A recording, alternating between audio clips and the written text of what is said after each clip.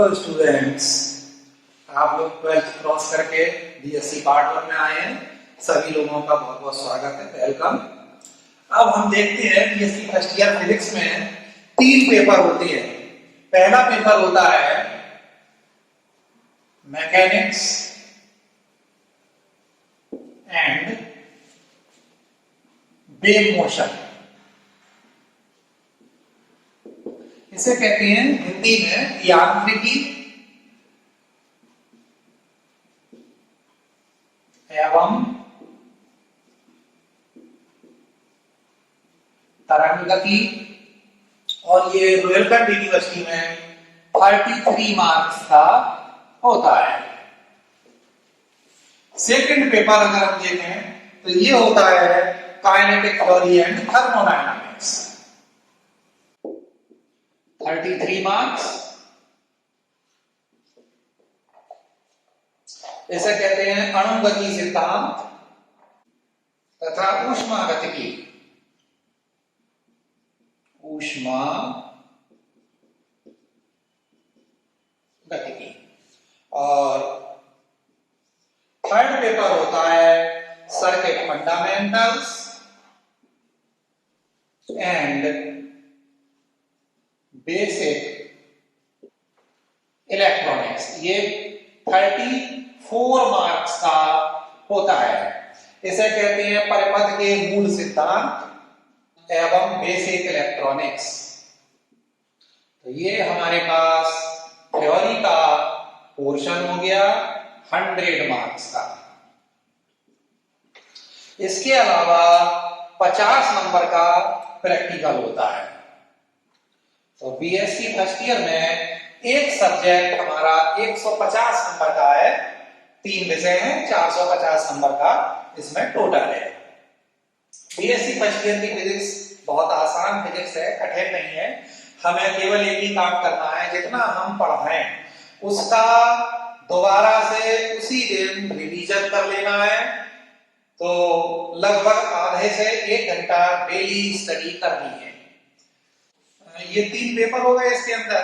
अब 3 पेपर के बाद हमारा पढ़ने का मेथड क्या रहेगा। हम ऑनलाइन स्टडी पर जा रहे हैं, तो हम पढ़ने से पहले हम क्या करेंगे, जो हम ऑनलाइन कंटेंट दे रहे हैं, सबसे पहले हम इसमें जो पीडीएफ हम देंगे, उस पीडीएफ को आप अपने अपने रजिस्टर में पहले नोट करेंगे।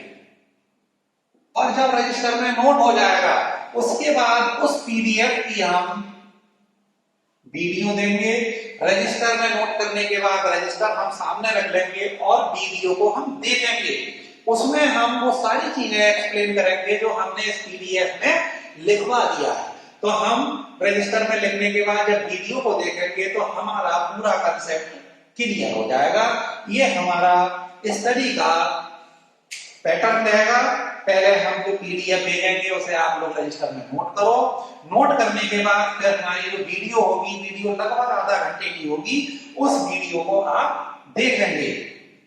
और इसके अंदर एक चीज और भी है, कोई भी छात्र इस वीडियो को 2 बार से ज्यादा ना चलाए।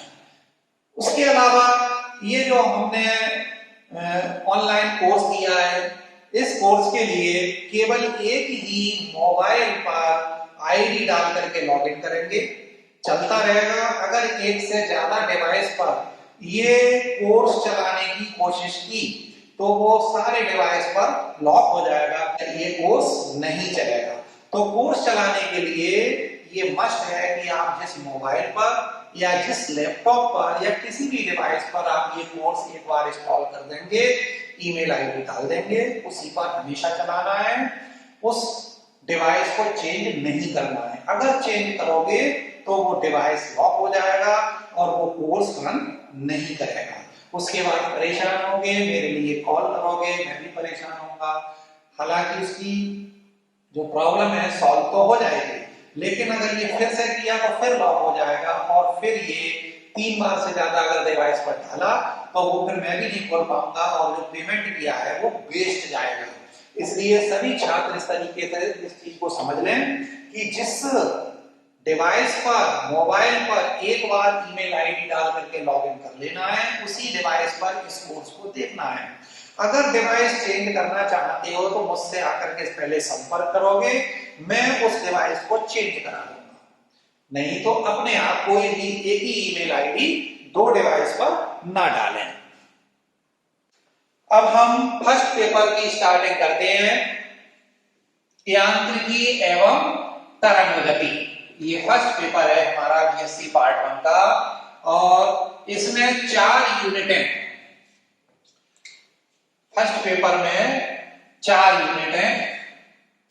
एग्जाम का पैटर्न क्या होता है, हमें इसमें 3 लॉन्ग क्वेश्चन करने होते हैं और एक क्वेश्चन का मार्क्स होता है 6। तो इस तरीके से ये हमारे पास 18 नंबर के लॉन्ग क्वेश्चंस आते हैं। इसी तरीके से हमें 5 शॉर्ट आंसर टाइप क्वेश्चन करने होते हैं और एक के 2 नंबर होते हैं। तो ये कुल मिलाकर के 10 मार्क्स का होता है और 5 हमें मल्टीपल चॉइस या ऑब्जेक्टिव क्वेश्चंस करने होते हैं। 1 मार्क्स का होता है फर्स्ट क्वेश्चन। इस तरीके से ये 5 मार्क्स का हो गया। तो ये इस तरीके से हमारा मार्क्स का डिस्ट्रीब्यूशन होता है। 33 मार्क्स हो गए और जो थर्ड पेपर है उसमें ये 6 ऑब्जेक्टिव आ जाते हैं या कभी कभी एक लॉन्ग क्वेश्चन 7 नंबर का कर देते। तो ये हमारा मार्क्स का डिस्ट्रीब्यूशन रहता है। अब हम फर्स्ट पेपर स्टार्ट करते हैं। तो इसमें सबसे पहले हम टॉपिक लेते हैं, चैप्टर है हमारा इलास्टिसिटी। ये 11th में पढ़ा था हम लोगों ने। ये है प्रत्यास्थता। तो प्रत्यास्थता की सबसे पहले डेफिनेशन क्या होती है उसे देखेंगे। तो प्रत्यास्थता के अंदर जब किसी वस्तु पर बल लगाकर उसकी लंबाई, आयतन या आकृति में परिवर्तन किया जाता है तो लगाए गए बल को विरूपक बल या डिफॉर्मिंग फोर्स कहते हैं और वो वस्तु विरूपित कहलाती है। अब विरूपक बल लगाने पर उस वस्तु में कुछ आंतरिक प्रतिरोधी बल उत्पन्न हो जाते हैं।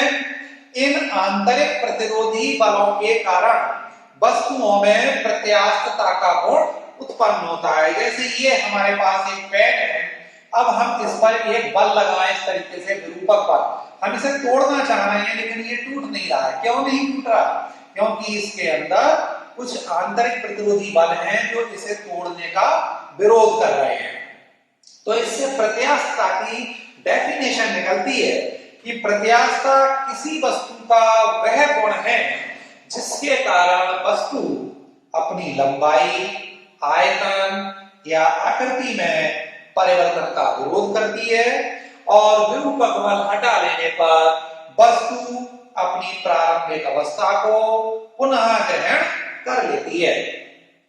यदि वस्तु अपनी प्रारंभिक अवस्था को पूर्ण रूप से ग्रहण कर लेती है तब वह वस्तु परफेक्टली इलास्टिक कहलाती है।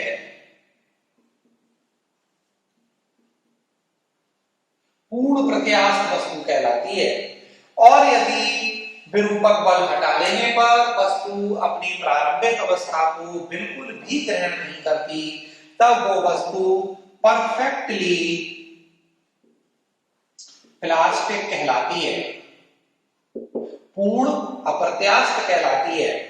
तो वास्तव में कोई भी वस्तु ना तो परफेक्टली इलास्टिक होती है और ना ही कोई भी वस्तु परफेक्टली प्लास्टिक होती है, बल्कि सभी वस्तुएं इन दोनों गुणों के बीच में पाई जाती है। तो ये प्रत्यास्थता की डेफिनेशन हुई। अब हम प्रत्यास्थता के अंदर कुछ डेफिनेशंस और पढ़ेंगे जो हमने 11th में पढ़ी है। जैसे नंबर 1 हम पढ़ते हैं प्रतिबल, इसे हम कहते हैं स्ट्रेस। इनके इंग्लिश वर्ड भी हमें याद करते जाने हैं। हमारे सिलेबस में इस चैप्टर से कई प्रैक्टिकल्स भी हैं, वहां ये डेफिनेशंस वाइवा में पूछी जाती हैं, तो ये हमें सभी को याद करनी है। तो जब किसी वस्तु पर विरूपक बल लगाया जाता है तब उसमें एक आंतरिक प्रतिक्रिया बल उत्पन्न हो जाता है जो वस्तु को प्रारंभिक अवस्था में लाने का प्रयत्न करता है। अतः हम इसकी डेफिनेशन निकालते हैं कि वस्तु के एकांक परिच्छेद के क्षेत्रफल पर कार्य करने वाले आंतरिक प्रतिक्रिया बल को प्रतिबल कहते हैं। यानी कि प्रतिबल क्या होता है? आंतरिक प्रतिरोधी बल बटे क्षेत्रफल, ये प्रतिबल हो जाएगा। अब इसका मात्रक क्या होगा? तो बल का मात्रक होता है न्यूटन और क्षेत्रफल का होता है मीटर स्क्वायर, तो इसका मात्रक हो जाएगा न्यूटन पर मीटर स्क्वायर। अब चूंकि प्रतिबल हम जो है तीन तरीके से वस्तु में चेंज कर सकते हैं, या तो उसकी लंबाई चेंज कर सकते हैं, या इसका हम वॉल्यूम चेंज कर सकते हैं, या हम उसकी शेप बदल सकते हैं। तो तीन तरीके का प्रतिबल होता है। पहला होता है अनुदैर्ध्य प्रतिबल, इसे कहते हैं लॉन्गिट्यूडनल स्ट्रेस, अनुदैर्ध्य प्रतिबल। तो यदि बल लगाकर वस्तु की लंबाई में परिवर्तन किया जाता है तब उत्पन्न प्रतिबल को अनुदैर्ध्य प्रतिबल कहते हैं। तो अनुदैर्ध्य प्रतिबल कब आएगा? जब लंबाई में चेंज करेंगे तब जो प्रतिबल आएगा वो हो जाएगा अनुदैर्ध्य प्रतिबल, और इसका फार्मूला यही रहेगा, अनुदैर्ध्य प्रतिबल बराबर आंतरिक प्रतिरोधी बल बटे क्षेत्रफल। दूसरा आता है आयतन प्रतिबल। तो डेफिनेशन अब अपने आप निकल के आएगी। आयतन प्रतिबल क्या है? जब वस्तु पर बल लगाकर उसके आयतन में परिवर्तन किया जाता है तब उत्पन्न प्रतिबल को आयतन प्रतिबल या वॉल्यूम स्ट्रेस कहते हैं। अब इसका फार्मूला क्या होगा? आयतन प्रतिबल बराबर आंतरिक प्रतिरोधी बल बटे क्षेत्रफल, मात्रक क्या होगा? न्यूटन पर मीटर स्क्वायर। तीसरा होता है अपरूपण प्रतिबल।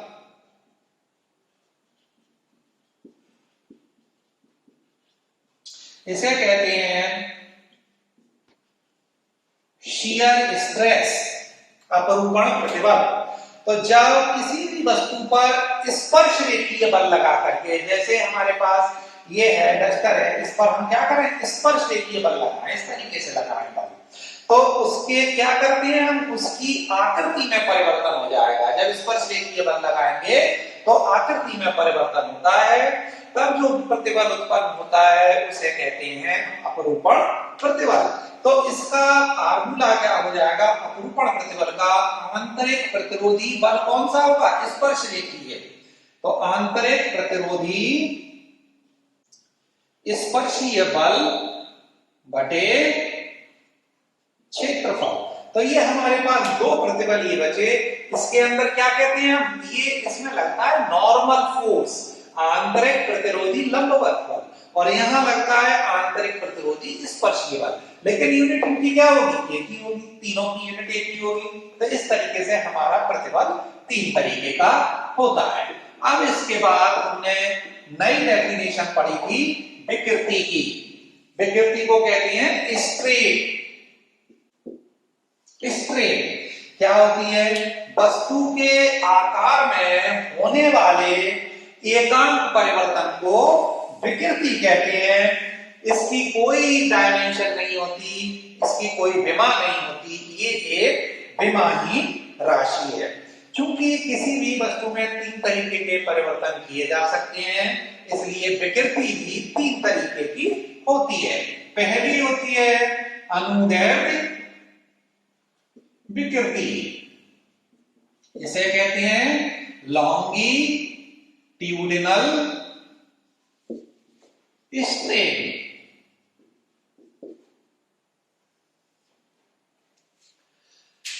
तो जब बल लगाकर वस्तु की लंबाई में परिवर्तन किया जाता है तब लंबाई में परिवर्तन डेल्टा एल और प्रारंभिक लंबाई एल के अनुपात को लॉन्गिट्यूडिनल स्ट्रेन या अनुदैर्ध्य विकृति कहते हैं। इसका कोई भी मात्रक नहीं होता है। अब अगर वस्तु की लंबाई में वृद्धि होती है, लंबाई बढ़ती है, तब हम इसे कहते हैं विस्तार विकृति। और यदि वस्तु की लंबाई में कमी होती है, तब हम इसे कहते हैं आकुंचन विकृति। इसके बाद आता है नंबर 2 आयतन विकृति। इसे कहते हैं वॉल्यूम स्ट्रेन। तो डेफिनेशन निकल के आ जाएगी, लंबाई में परिवर्तन था या आयतन में परिवर्तन होगा। तो जब बल लगाकर किसी वस्तु के आयतन में परिवर्तन किया जाता है तो आयतन में परिवर्तन और प्रारंभिक आयतन के अनुपात को वॉल्यूम स्ट्रेन कहते हैं। इसका कोई भी मात्रक नहीं होता है। तीसरी जो विकृति आती है वो है अपरूपण विकृति। इसे कहते हैं शियर स्ट्रेन। तो जब अपरूपण का मतलब आता है टेंजेंशियल फोर्स से। तो जब बल लगाकर किसी वस्तु के, बल्कि बल की जगह हम कहेंगे जब वस्तु पर स्पर्शीय बल लगाकर, टेंजेंशियल फोर्स लगाकर उसकी आकृति में परिवर्तन किया जाता है, तो जिस कोण से वस्तु घूम जाती है वही विकृति की मेजरमेंट होती है। जैसे हमारे पास ये कोई वस्तु है, अब हम इस पर कोई टेंजेंशियल फोर्स इस तरीके से लगाएं तो ये वाला सिरा कहां पहुंच जाएगा, थोड़ा सा आगे डिस्प्लेस हो जाएगा। जैसे हमने मान लिया ये वाला टर्मिनल यहां आता है, तो बी टर्मिनल हमारा यहां आ चुका होगा। तो जितने कोण से ये बॉडी घूम गई वही एंगल क्या कहलाएगा, अपरूपण विकृति कहलाएगा। तो हम कह सकते हैं चित्र से अपरूपण विकृति ये बराबर होती है 5। तो इस तरीके से ये विकृति कंप्लीट होती है। अब हम इसमें नेक्स्ट टॉपिक देखेंगे हुक का नियम। तो हुक ने प्रयोगों के आधार पर एक्सपेरिमेंटली एक नियम दिया था जिसके अनुसार प्रत्यास्थता की सीमा के अंदर किसी वस्तु पर विरूपक बल लगाने पर उत्पन्न प्रतिबल उसमें उत्पन्न विकृति के समानुपाती होता है, या हम कह सकते हैं कि प्रतिबल बराबर एक कांस्टेंट लगा दें इनटू विकृति।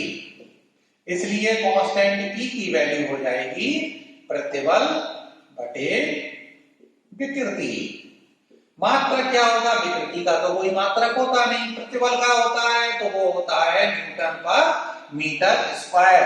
कांस्टेंट ई को प्रत्यास्थता गुणांक कहते हैं। प्रत्यास्थता गुणांक कहते हैं। इसका मान प्रतिबल या विकृति पर निर्भर नहीं करता है, बल्कि इसका मान केवल पदार्थ की प्रकृति पर निर्भर करता है। कौन सा पदार्थ है उस पर निर्भर करता है। अब ये 3 तरीके का होता है, क्योंकि प्रतिबल भी 3 तरह का था और विकृति भी 3 तरह की थी, तो इसलिए ये प्रत्यास्था नियतांक भी 3 तरह का होता है। तो पहला है यंग प्रत्यास्था गुणांक। इसे कहते हैं यंग मॉडुलस ऑफ इलास्टिसिटी। इसे कैपिटल Y से रिप्रेजेंट करते हैं। तो प्रत्यास्था की सीमा, प्रत्यास्था की सीमा क्या होती है, तो जब किसी वस्तु पर हम कोई बल लगाते हैं, विरूपक बल लगाते हैं, तो वह बल जिसे हटाने पर वस्तु अपनी प्रारंभिक अवस्था में लौट आए, और उससे अगर थोड़ा भी ज्यादा करें तो वस्तु अपनी प्रारंभिक अवस्था में कभी ना लौटे। तो वो बल जिस पर की वस्तु प्रारंभिक अवस्था में, जिससे कम बल पर वस्तु प्रारंभिक अवस्था में लौटती है और उससे अधिक बल पर नहीं लौटती है, तो वो कहलाती है, वो पॉइंट कहलाता है प्रत्यास्थता की सीमा। तो इसकी डेफिनेशन देखते हैं। जितनी भी डेफिनेशन देंगे वो under the limit of elasticity, प्रत्यास्थता की सीमा के अंदर ही देते हैं। तो प्रत्यास्थता की सीमा के अंदर लॉन्गिट्यूडिनल स्ट्रेस अनुदैर्ध्य प्रतिबल और अनुदैर्ध्य विकृति के अनुपात को यंग प्रत्यास्था गुणांक कहते हैं। इसे बाई से रिप्रेजेंट करते हैं तो बाई बराबर होगा अनुदैर्ध्य प्रतिबल बटे अनुदैर्ध्य विकृति, और प्रतिबल होता है आंतरिक प्रतिरोधी बल बटे क्षेत्रफल। तो बल बटे क्षेत्रफल लगाएंगे इसमें तो कितना हो जाएगा ये F अपॉन ए, और विकृति अनुदैर्ध्य विकृति का मतलब है डेल्टा L अपॉन L। तो बाई बराबर हो गया F upon A into L upon delta L। अब अगर कोई ऐसी बॉडी है जो कि जिसका क्रॉस सेक्शन ये परिच्छेद का क्षेत्रफल वृत्ताकार है और इस पर mg बल लगाया गया है तो ऊपर आ जाएगा F बराबर mgl अपॉन ए का मान कितना हो जाएगा, अनुप्रस्थ परिच्छेद का क्षेत्रफल होता है पाई आर स्क्वायर, जहां आर क्या है इस परिच्छेद की त्रिज्या है, तो pi r square into delta L. तो ये यंग प्रत्यास्था गुणांक होगा। इसका m के एस सिस्टम में मात्रक होगा न्यूटन प्रति मीटर स्क्वायर। यंग मॉडुलस का मान केवल पदार्थ की प्रकृति पर निर्भर करता है, उसकी लंबाई और चौड़ाई पर निर्भर नहीं करता है। फिर नंबर 2 इसमें आता है आयतन प्रत्यास्था गुणांक।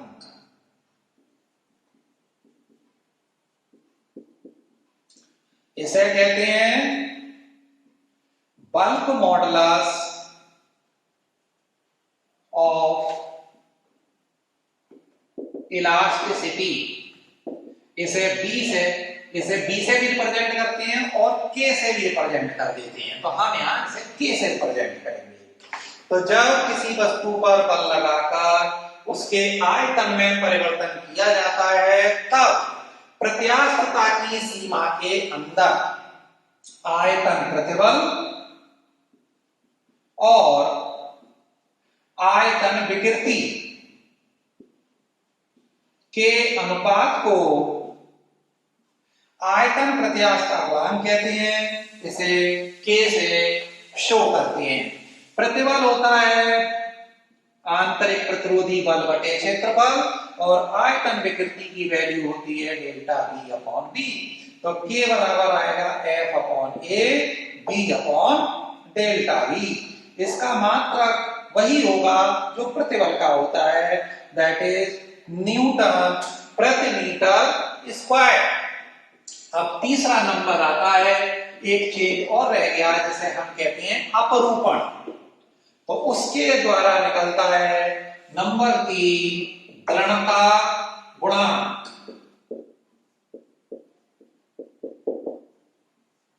इसे कहते हैं मॉडुलस ऑफ रिजिडिटी और इसे ईटा से रिप्रेजेंट करते हैं, या इसे शियर मॉडुलस ऑफ इलास्टिसिटी भी कहते हैं। तो इसकी डेफिनेशन होगी, जब स्पर्शीय बल लगाकर किसी वस्तु की आकृति में परिवर्तन किया जाता है तब प्रत्यास्थता की सीमा के अंदर अपरूपण प्रतिबल